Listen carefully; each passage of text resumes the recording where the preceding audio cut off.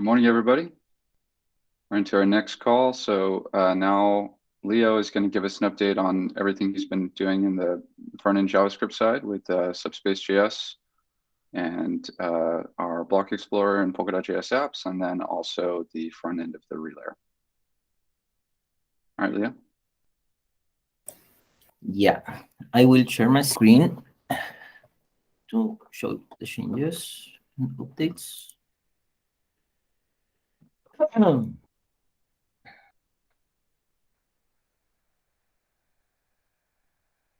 It's available there? Yeah. Hello? Yep, we can see it. Oh, sorry. Well, starting for the Subspace JS, I recently sent up a branch actually that contains everything renamed to Subspace TS, and it just contains typos in the documents and everything, but it also changes the library name in all the dependencies in the examples and everything, because it's called TS now. So we can use this, we can rename the project also to Subspace TS, not TS. And regarding the latest pull request for the Webpack updates, I was not able to make it run with Webpack correctly, at least. So I have this pending pull request still. I came back to this yesterday, so I will probably making some question in there to Nazar to have this working with Webpack, not with Browserify. With Browserify was working fine actually, but we need these dependencies, and the package JSON increases a lot actually. So I have that pending to make this package available in npm. I don't know if you have any suggestion in there, Nazar, to make this to unblock this. It's just ignorance from my side. I have never built it with Webpack. If you have anything, just push to some custom branch, and I will be able to take a look. Like if you only have it on your machine, I cannot review what is happening. Yeah, I have that branch, and so I will share it with you in here. I think that the Webpack config is not well formatted. It's a little bit confusing, but yeah. Yeah, and I will share this because it's not. It's actually working, but I have problems with the crypto util package. It's from Polkadot. It's the only thing that is failing. Okay. All the other dependencies are working, and I was checking in GitHub, and there are several people having the same problem with that specific package. Okay. Yeah, and I think that doing that, we can have this first version in npm and publish it and everything. I have also updated just as a comment, the latest state on Terraform. So we now have these full resources imported in there. And continuing with, I will continue with. I have a question on Subspace JS. Can you scroll down to the README where it shows how to? Yeah. Actually, sorry. This should be the latest. So what are the instructions right now for testing this? Like, does it tell you to connect to test A or test B? You have to run this locally, and that's the instruction. And in each example, you have what it does and how to install this. It is made to just install the dependencies and run the example like in 2 steps. Actually. But where are the instructions on how to run a node locally in here? We talked before that that could be too much, maybe. So for the people that for someone that is using this, should be know that he has to to connect it locally. And actually, the default configuration is made to build this locally. Okay, is that what it describes in here? I can add a note on that also. So let me put it like as simple as I can. Like if I share this link with someone who has no idea of Subspace, they wouldn't be able to figure this out because it's implied that they're running a node locally and they'd have to figure out how to do that. Okay, I can do that. Like maybe just pointing the repositories. Where are those instructions? Yeah, point to instructions in the other repository so they can at least figure out. Yeah, to not add in here like, hey, run this command. Oh, I don't build think this so. local. No, We need to no, maintain in we don't want to do multiple that. places. But we do want to at least explain that to the user that like in order to test this, like you need to run a local subspace environment, and here's the instructions for how to do that. Because otherwise this just won't work, right? If we just run it with the description that we have here.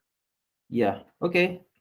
And the other, I think that I added go ahead. this note to get the get object, like we talked before, that you can maybe expect this object not found error until a new segment is archived by the farmer. So for now, this process takes around every 10 minutes, around 100 blocks. Okay. And are there any, can we test this on test A or test B right now? Yeah, I think that we can do that.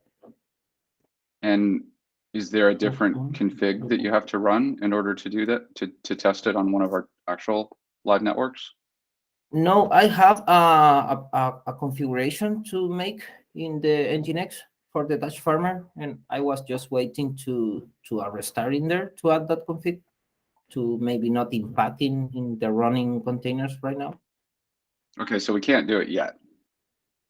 Yeah, we to can, restart. and you can actually don't have to restart Nginx. You can reload the configuration without restarting. So you can modify the configuration. You can type service Nginx reload, and it will just reread configuration. It will add new endpoints without breaking any connections to just continue to work. Yeah, but the container, it has I tested like locally in the node itself, and it has the 9955 available in the testnet environment. Great. Yeah. Okay, and then what do we have to, like, if I'm just a developer and I'm using this, what do I have to do to connect to the test network? Like, do I change like the way I instantiate it in Subspace.js, or is it a default config, or I think that I change my provider? If I add that on each environment, I can add the instruction to, or maybe change the default parameters to connect to the test RPC by default in the library instead of locally. I think we want to connect local by default, but we still want to have a simple way to switch to a different one. Like, how do you do it in lines of docs, like how to change those variables? There is, yeah, there are instructions to use the package with a different. It is basically we are creating a client, a WebSocket client. So you just pass to the Subspace client object the URLs that you want to connect, and that's in the examples actually. Okay, but that's something which is generic across all examples, that you can have different environments.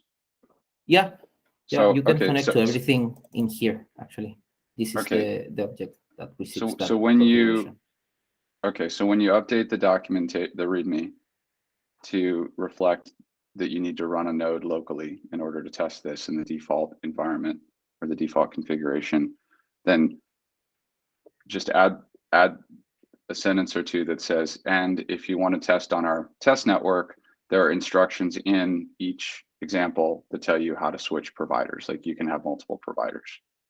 Again, we're just trying to, this is obvious to all of us. It's completely confusing to people outside of our team. So we're trying to make it as obvious as possible to them. Yeah, there is also an explanation in here in the documentation in the code itself. So when you type this connect, it appears in the IDE where you are working, the parameters that it accepts. and it's described that this can be changed, and by default it connects locally.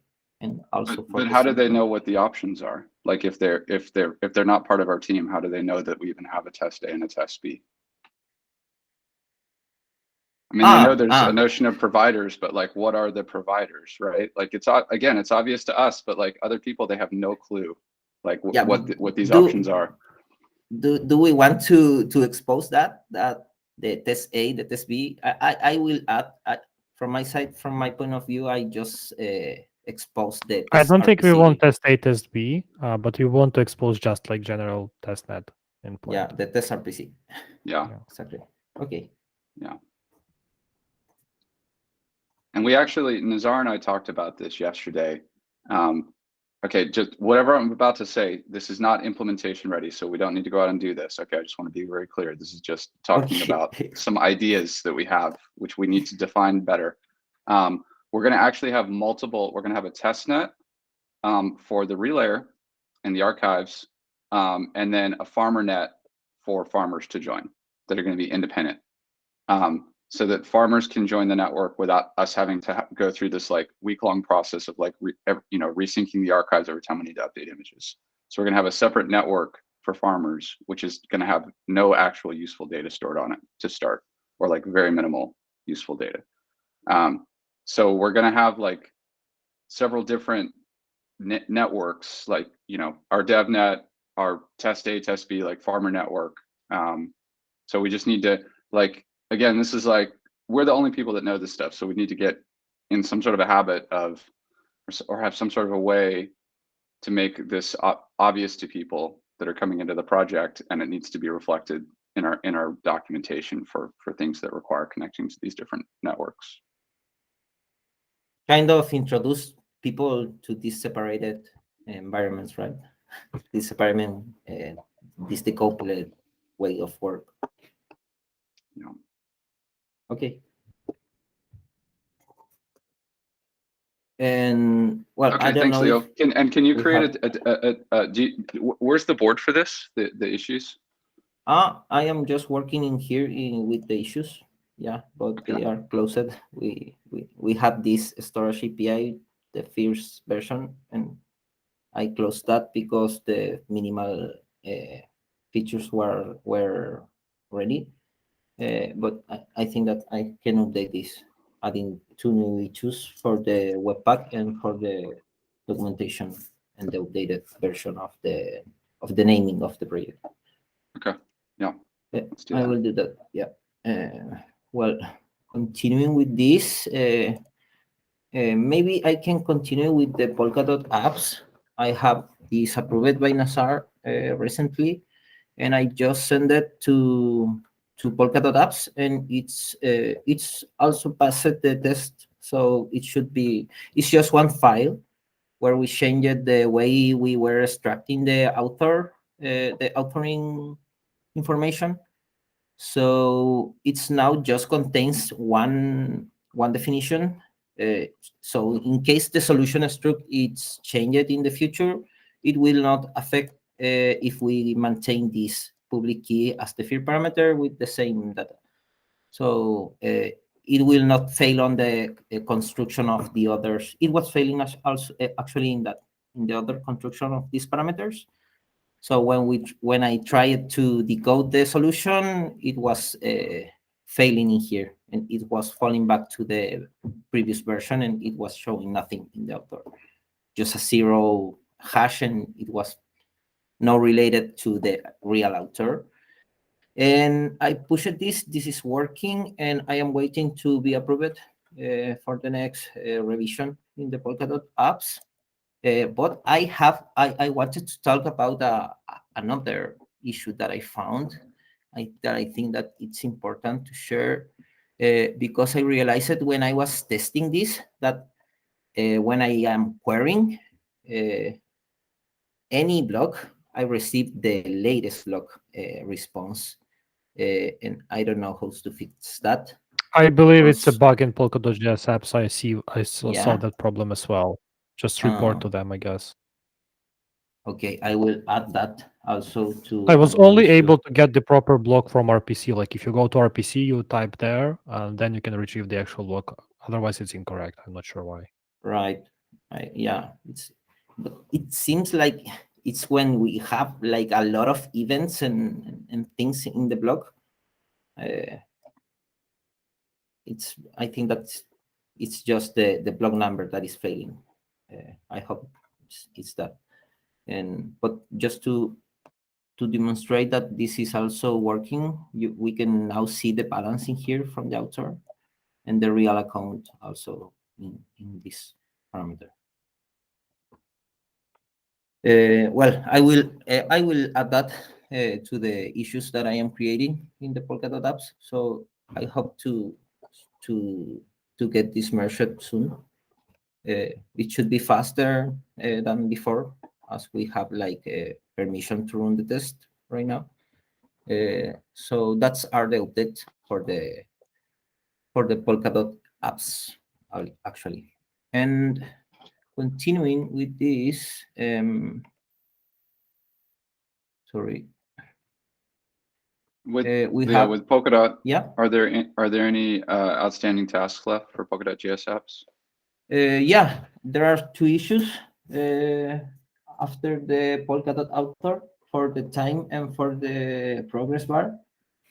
I have to create. I still have to create that. I was waiting to close this block authoring problem before do that.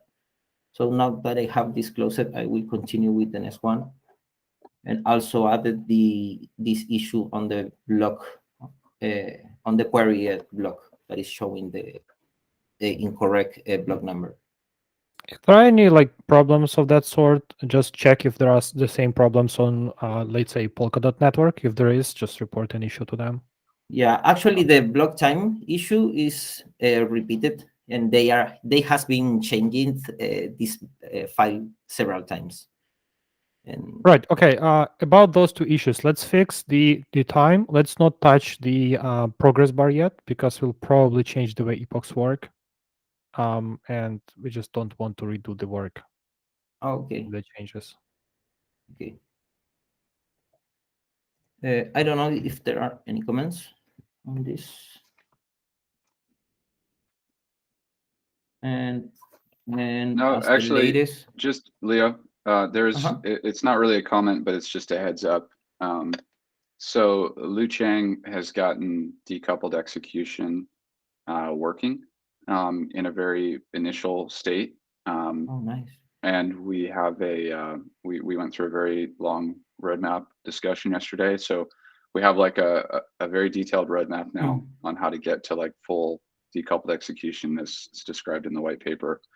He's gonna be working on this over the next couple months, but the part of what we're basically doing is running a relay chain with a single pair chain, kind of at a very high level. That's how you can think about it. So so just like in Polkadot, you can have like a front end for Polkadot and a front end for Statement, right?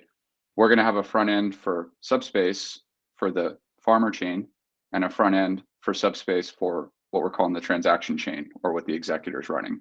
And they're actually two independent states, okay? And on the farmer state right now, we have basically what we have now. We have like the consensus information and the balances for the credits.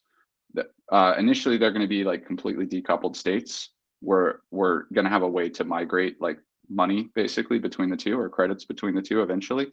But right now, there's going to be two different states. So you're basically going to have to spin up like two versions of Polkadot.js, one for the farmer, one for the executor. So literally like two tabs to see what the network is doing. Eventually, like in 3 or 4 months, we're going to figure out how do we create like a unified API, or not API, unified UI that shows kind of the whole network like in one view, that kind of abstracts away this notion of decoupling and just shows like the total global state to the user. And I believe Liu-Cheng actually already had this working, where you could like run Polkadot.js and connect to the executor. I'm pretty sure he showed us a demo of that at some point. So just as we go forward, like probably at some point in the near future, like in the next few weeks, we might need to start making changes to this like other version of Polkadot.js, which is for the executor, because it's going to have different sort of stuff to render than what the farmer has. Like execution, well, I guess execution receipts are going to be on the farmer, but there might be some stuff. Probably it's just going to be like whatever native logic we run on the executor. Like if we add some functionality or smart contracts or something like that, that's all going to be on the executor. But just wanted to give you the heads up on that. So we have to start thinking in our own Explorer for that, because using the Polkadot Explorer or adding that features to the Polkadot Explorer, I don't think is feasible. Well, initially we can just start with adding another test network and like make subspace network in parentheses farmer, and then the other will be like executor or something like that. Eventually we will have even worse situation, because we might have several executor like chains within the same server, like the same node, and then we will have parallel shards. So there will potentially be an account for which you need to check like 1,000 of different like shards everywhere to actually compose the total balance and like total set of transactions that were happening for that account. So like Polkadot.js apps will not be ready for that in any shape or form. We almost need some kind of indexing service for that. So that will be like a future. But initially, I think we could just start with 2 networks and you can like switch between them. And that will be sufficient to start. Oh, okay. Just be aware that there will be 2, not 1. Be sure. Thanks for the explanation, because I will check the code and try to learn how this works. And there's no work that needs to be done yet. There's no specific tasks. We're just trying to give you the heads up for that maybe in the next few weeks something will be coming down the pipeline. Yeah, thanks. Perfect. And for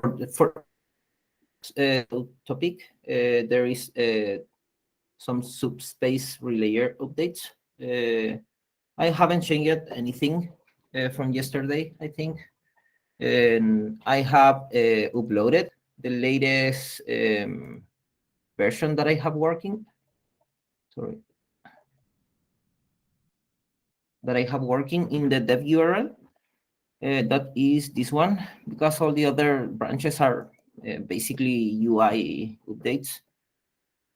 And this one, I think that is the latest. Yeah, the latest one. And it is working, but maybe sometimes we have some lost fits in the front end. And it is basically by the way it's work. We are receiving too many blocks with too many events, and it takes some time to extract the fits. And in the meanwhile, it is doing that. Sometimes we have a new header, and it's take less time, and it's like a React problem that I have to solve to be able to show one by one. And in here, yeah, I have made this big refactor like I showed yesterday, that contains all the chains in just one files for Polkadot and Kusama, both separated by ecosystem. And I just updated the way in the last commit, I updated the way the WebSocket was working and moved everything to the relayer, and also removed a lot of not used context queries. So we are now just using the relayer related queries to get the initial fits from the state, actually, from these queries. Fits metadata, the totals also, and the new fits from the extrinsic, from the strict section of each block. And I have simplified also the way this was working. So we just now get the first slot from the state. Then we have we start a subscription for the new heads. And when we have a new head, we extract the fits for the new fits. So this actually simplifies a lot the way we were querying the feeds. Before this one, we have now for each block like 3 requests, and before it was like 20 requests. I think that 14 requests for, there were 2 requests for each parachain, one for the totals and one for the feeds.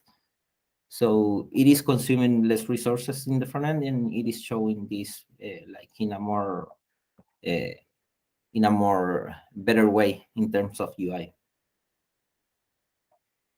And I have not opened a pull request still until I think that we have this merged, running in the test environment, in the public environment. But it should be the opposite. We should open the pull request first. We should review it, then we should deploy it on, like merge, deploy it on dev, and then if everything fine, we should deploy it on test. But right now we are running on dev something which is like in a custom branch that no one knows about. So if you have some changes you want to deploy, just open the pull request. You should review it right away. Okay. Otherwise, like if you decide we need to review it, it will take time from that point until it get actually like reviewed. Okay, makes sense. Yeah, makes sense. And I think that I think that's the latest, because the other one, that is these extra updates, is just related to UI components in the front end. And some documentation changes. I have updated the Polkadot API version to the latest version. I have transformed this card header to a component, like Serge pointed me out at some point. Maybe some formatting styles in the code, and basically removed the header to the card header component. And yeah, I think that's everything for now. I have a question. Show it? Oh, sorry. No, go ahead, Serge. Ask your question. So currently we have the new chains in the configuration file, right? Yeah.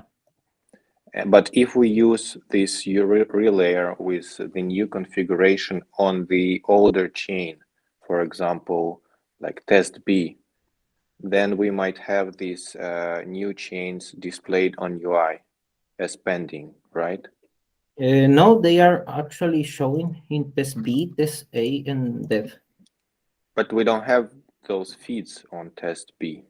Yeah, you should probably query storage and figure out if that feed even exists before showing it. Yeah, I think I tried it once and they were pending. So I think it might be confusing. Yeah. In here we have the test A, and yeah, it is always pending. Maybe if I am receiving a undefined result, I think, in these queries. So when it's undefined, I will not show these feeds. But they are actually don't have a totals in the state, so I can differentiate that and hide these ones that are not available right now in this environment. Okay, can you make a note to add an issue for that, Leo? Yeah. Actually, I had I think that I had it pending to add it in the extra updates.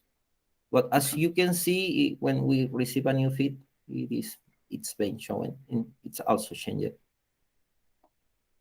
And here also we have like a lot of new feeds, and it is working, I think. Okay. Is this like you showed us a couple different branches with UI changes? Is this is not the latest? In terms of UI, yeah, this is the latest okay. one.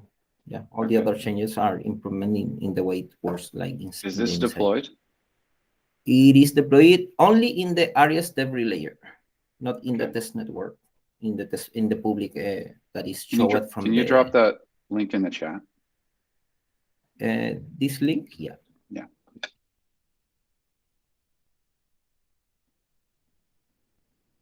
In the Google Meet chat, sorry. Yeah, wherever, just somewhere.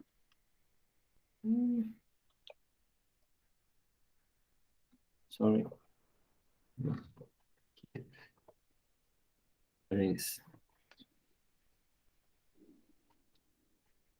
And yeah, I think that's I have validated these storage counts and the block archived counts, and it is matching the backend counts also. So we have no problem in there. And yeah, I think that's are all the updates I have for now. Okay. Oh, it is working pretty well actually today. Yesterday I had a really low bandwidth in internet. And this was taking a lot of time. Nice. Okay, this looks good. I like the way you did the UI. This is actually the first time I've had a chance to interact with it. The only feedback I'd have is we should probably switch it to have Polkadot appear before Kusama instead of after. So it's not necessarily the order in which we add the chains that we want them to appear, but that can probably wait until we have parachains on Polkadot, which the latest I heard is December 17th is when they're expecting to launch, and that they're probably all going to be launching at the same time. I got some insider information on that. So we'll see. So like basically in a week, we should see 4 or 5. I think there were statement plus 4 ones that won the auction. So we should get 5 parachains. Yeah, sure. I was actually, the latest changes contains this refactor where I like have one array that is now able to be sorted. Before it was static, so I wasn't able to sort them in the front end in an easier way. So there is already an issue, and I was left in this for the final updates. Okay. But I'm aware of that. Yeah. Right. Now that I have these changes, I can sort a sort and a filter. Okay. And then one other change, it's very simple, I'd like you to make is at the very top. Let me just share my screen so you can see what I'm talking about.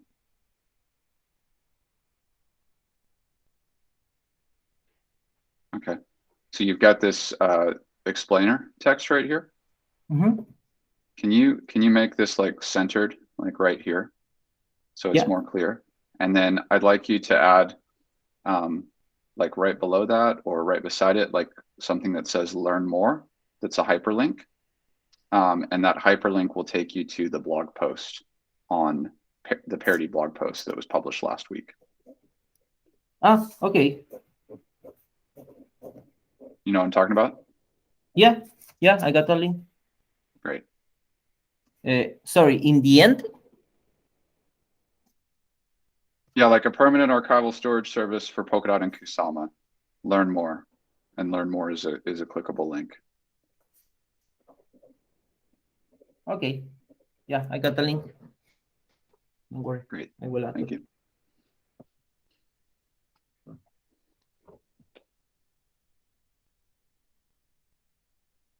All right. Yeah, I think that goes. I don't know if you have any question, guys. I've missed the point where we decided to rename Subspace JS to Subspace TS.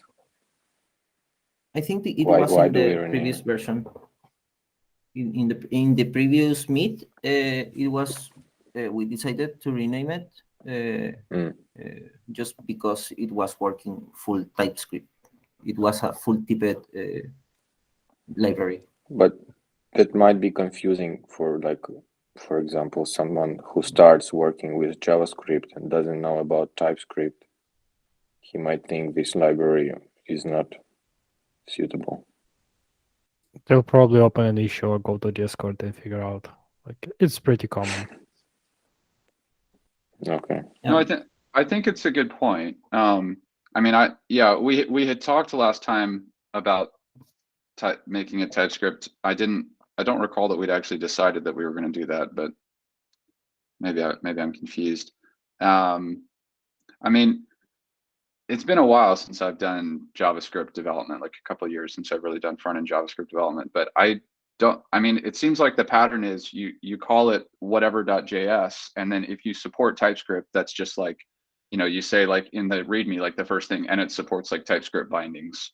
but you don't typically call a library TS. Like I don't remember seeing many that are called TS like by default, unless they only support TypeScript. But maybe you guys are more up to date with what the best practices are. I think in the end, it's still JavaScript, right? So Yeah, one way or another. And we provide JavaScript, so that's why I think it's might be confusing to name it TS, because you can use it both, right? Yeah, I think it could be intimidating for people that, because I mean I've always been amazed how many JavaScript developers you say the word TypeScript and they're like, ooh, that's scary. I don't know how to use that. That's like the sophisticated JavaScript developers use TypeScript. I'm like, no, it's like, but to them it doesn't really like change anything literally. But they just see the word TypeScript and they're like, I don't know how to use this. Like this is too advanced. And they like. I know it's not, but that's just the impression that like a lot of people have. Like I've been amazed how many JavaScript developers. I'm like, no, like use TypeScript, and they're like, oh, I don't have the time to learn that. It's too complicated. They have this like mental barrier that it's like really hard for some reason. Yeah, I have checked all the Polkadot.js library in the READMEs to have an idea on how they were explaining this, and yeah, they call it JS. But in all the README files are like pointing, this is a TypeScript library and use custom types for this and TypeScript for that and everything. Actually, there is an interesting point. So yes, we call it Polkadot.js, but if you go to npm and see what the package is named, it's not named JS. It's just like Polkadot organization at Polkadot/API. That's it. Yeah. There is like no need for that to add. The only reason why we add anything is because we have the other repository called Subspace, which is like the primary implementation. This is just like a library. So there are like we can actually call the repository whatever you want, but the package on npm should be called just Subspace. Or we can just rename it to something completely different, like I don't know, lib subspace or whatever. Well, that would be strange. I think we should just leave it as Subspace. On npm, it should be just Subspace/Subspace. Yeah, it's kind of obvious. How about Subspace SDK? So it will be clear. On the repository, we might have Rust SDK, so then it will be even more messy. I think we want to like. There's a brand associated with like Subspace JS that like signals to front end developers it's easy to use. So that's something we want to stick with Subspace JS. Yeah, let's call the repository Subspace JS and package just Subspace. Okay.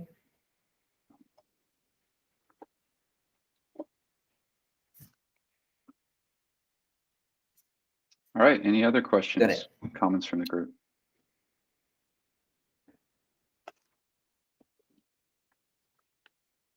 All right. Well, thanks a lot for all the updates, Leo. Okay. Anything else we need to discuss before we drop off the call? In terms of architecture, when I think that Serge comment me that you guys were talking about moving the block archive to this new Polkadot archive machine, all the data, to not have two resources for block archives for Kusama and Polkadot. That's something we discussed with Serge. Yeah, to merge two droplets with archive. Merge both. Okay. Is there any task for Leo for that, or we just for awareness? I think Serge will move it. Okay. Was that the plan? No, I asked Leo what should be done for that, and Leo said he will handle it. Okay. Yeah, and when I started to make the copy, I faced it with these two different regions, and it was taking like 12 hours in moving the 16 gigabytes to there. Actually, I can just upload it from my machine. It's uploading at like 10 megabytes per second. Oh. So if it's like super slow between two DigitalOcean regions for whatever reason, I can upload it faster. It's like, I don't know, 4 hours. But we only need to upload Polkadot archive. I thought it's the opposite. Yeah, it's the opposite. We need to upload all archives except Polkadot. Yeah, because that machine is weaker. Yeah. So then we're moving But all the archives to the New York instance. That will create a new problem. That when we make a restart and we try to sync the data to the new. Then when we restart test B, let's restart it in new region. Ah, perfect. That solves everything. So maybe you can just ping me in Discord when you finish this copy, and I can remove the alt resources. Okay. Yeah, that's everything for me. Okay, and when is the last time, or sorry, who is responsible for resyncing the archives on at some interval or at some regular basis for all the different parachains and the relay chains right now? On a regular basis, probably no one. Okay. I'm doing it like once a month. Who should be responsible for doing that on a regular basis? I can do that on this new droplet. On the New York droplet. Okay. Yes. Okay, Serge, I'm afraid you'll need like 10 times bigger droplet for that. Yeah, if we run all nodes. It takes like over 20 CPU cores on my machine to sync all of the parachains and relay chain on Kusama. Like if it's done, then it takes less. But if it's actively syncing, it takes quite a lot of CPU. So maybe like in idle mode, like in regular mode, it will not take that much, but it will take a lot of RAM. That's for sure. Like 3, 4, 5 gigabytes per one parachain. Hold on. Are we talking about running archival nodes of the parachains or just syncing from the on-finality API?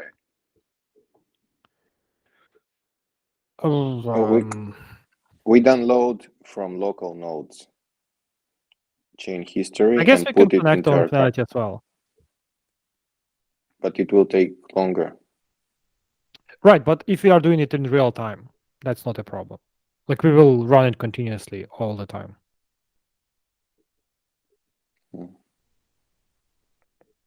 That way it might work, yeah. And then we don't have to remember to go back and do this like every couple of days or every couple of weeks. It just is always happening in the background. Yeah, kind of. We'll need to update the downloader though. It works slightly differently right now, but yeah, it's not a big deal. Okay. Serge, do you know how to update the downloader to do this, or is this something that you need to do, Nazar? It basically checks the latest finalized head first, and then it just syncs everything up to that point. But if head has changed since, it just doesn't account for that. So we need to basically make it like infinite loop. Check, sync, and maybe subscribe to new heads. So it just doesn't exit until you want it to. Yeah, I can do that. Okay, great. So as soon as you get your computer, Serge, you're going to, so we're going to use the New York instance to have the archives. It's going to have Polkadot, all the Polkadot parachains. I know we have to add those one by one. That's what to do. All the Kusama parachains and relay chain. And we're going to update the archiving script so that it's just continuously syncing from on finality. And then once we restart test B, which we should be doing like maybe tomorrow because test A is almost up to date. Although there's another bug, I guess you said that you're trying to find there to debug. Once test B, or once we're ready to do that, we're going to restart test B on the New York, at the New York region, and that's going to restart with all of the latest Docker images for Relayer and for, I guess it already is for Relayer, but for the node at least, for the client, the farmer. And then that's going to become, and then A will become public facing. Once B is synced, B will become public facing, and then we'll restart A with all the latest and greatest. We'll just keep doing that as we update stuff. Yeah. Okay, great. All right, anything else we need to discuss?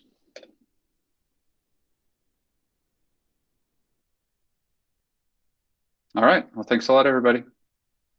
We will talk to you guys next week. Thanks for watching.